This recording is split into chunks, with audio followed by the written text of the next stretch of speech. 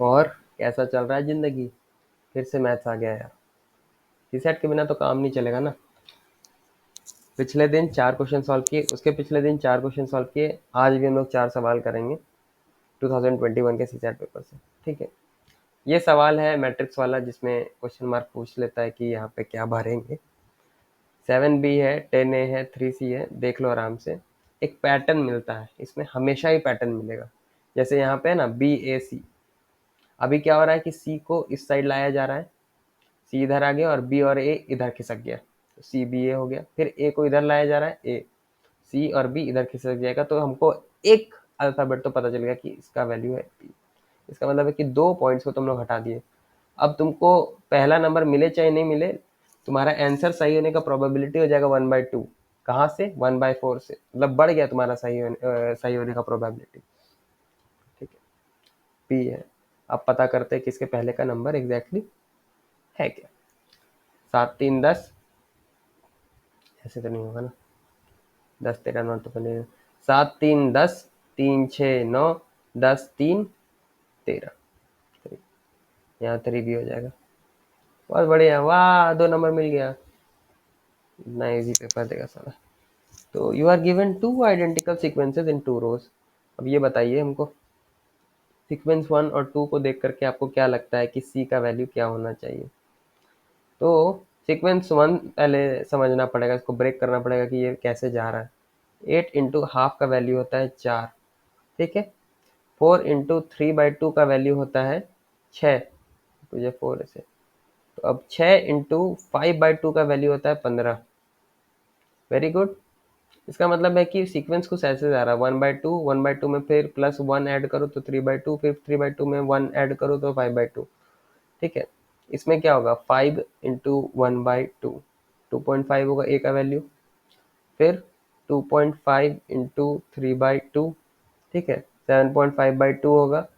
और फिर सी का वैल्यू क्या होगा, 7.5/2 इंटू 5/2।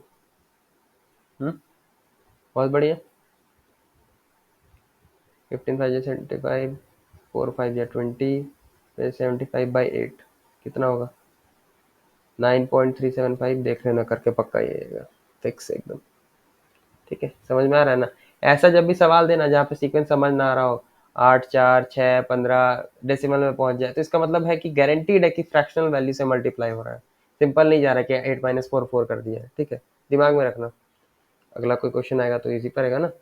अब यहाँ बोल रहा है कि एक आदमी है एक्स, मान लो कि तुम और तुम्हारा दोस्त, ठीक है, तुम और तुम्हारा दोस्त दो अलग अलग जगह पे, तुम रहता है कोल्हापुर में, कोल्हापुर में, और हम रहते हैं कोरापुट में।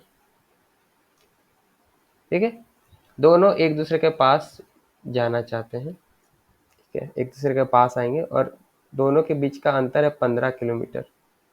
ठीक है, एक जो है तेज चलता है, एक धीरे चलता है, धीरे नहीं, एक जो है कुछ अलग तरीके से चलता है, एक दूसरा जो है अलग तरीके से चलता है। अब कोल्हापुर वाला चलना चालू किया, यानी कि एक्स जो है वो चलना चालू किया।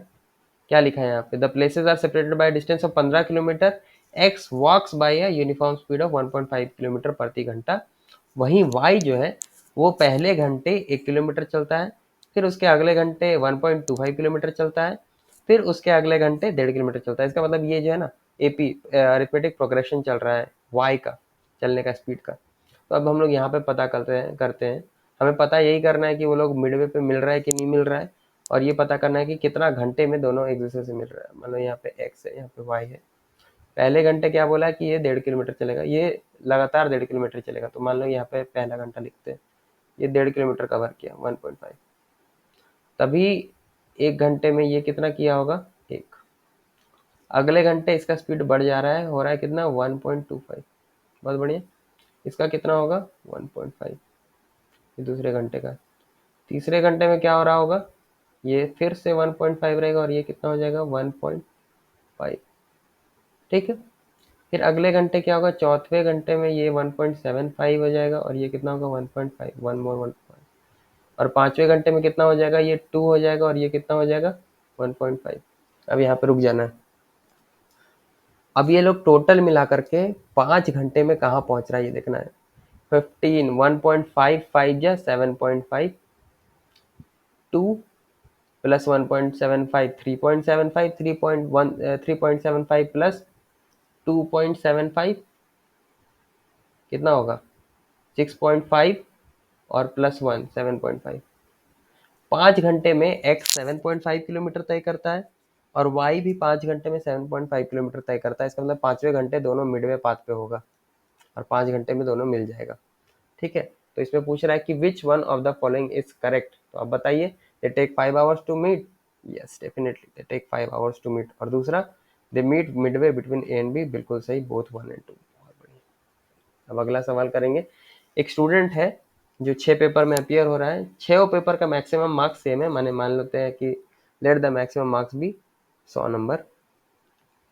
ठीक है, his marks in this papers are in the proportion 5 6 7 8 9 10, ऐसा कुछ प्रोपोर्शन है जिसमें टोटल मिला करके ये ला रहा है कितना 60%। ठीक है, अब क्या होता है, परसेंटेज निकालने का फॉर्मूला होता है कि total marks scored by maximum marks into 100। ठीक है, ये होता है ना भाई साहब, ये 100 हटाओ, इसको 60 यहाँ पे लिखते हैं। ठीक है, टोटल मार्क्स स्कोर्ड कितना होगा, x लेते हैं 5x 6x 7x 8x 9x 10x, क्योंकि ये रेशियो में है। ठीक है, रेशियो जब कहते हैं ना जैसे 2x/3x, तो इसका मतलब ये है कि x का वैल्यू कुछ भी रख दो, अब 10 भी रख दोगे तब भी 20/30 होता है, फिर से काट दो सेम रेशियो में आ जाता है। ठीक है, तो इसका मतलब ये है कि एक कॉमन नंबर जो है ये हम सबसे निकाल लिए, रेशियो का मतलब यहाँ पे यही है। तो अब क्या करना है, 5x plus 6x 11x 11 plus 7 18 18 plus 8 26 26 plus 9 35 35 plus 10 45 45x by total marks कितना हो जाएगा 100 ले लेते हैं, लेट इट बी 100, तो 100 छक 600 इक्वल टू 60 315 415 32 428।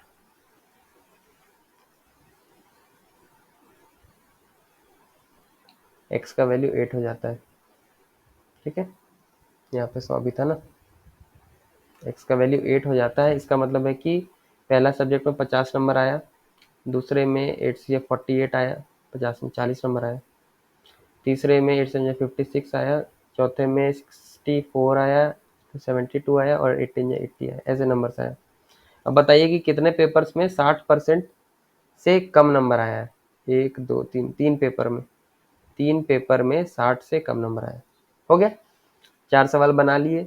मुझे नहीं लगता कि कोई भी डाउट होना चाहिए, क्योंकि ये सब तो तुच्छा सवाल है, लेकिन फिर भी डाउट हो तो ज़रूर पूछना, मैं मीट में तुम्हें आराम से समझाऊंगा।